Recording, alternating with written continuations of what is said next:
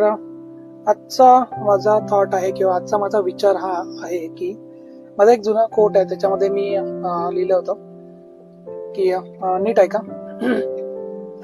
सुख फक्त जर पैशांनी विकत घेता येत असते तर लोकांनी नात्यांसाठी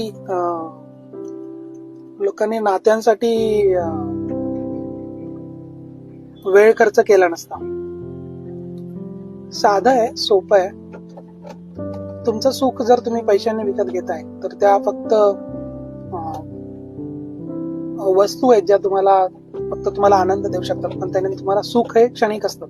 कारण एखादी गोष्ट तुम्ही विकत घेतली तर त्याच्यानंतर ती वस्तू एकदा जुनी झाली का तुम्हाला त्याच्यातलं सुख किंवा त्यातून मिळणार आनंद याच्याशी काही देणं घेणं नसतं.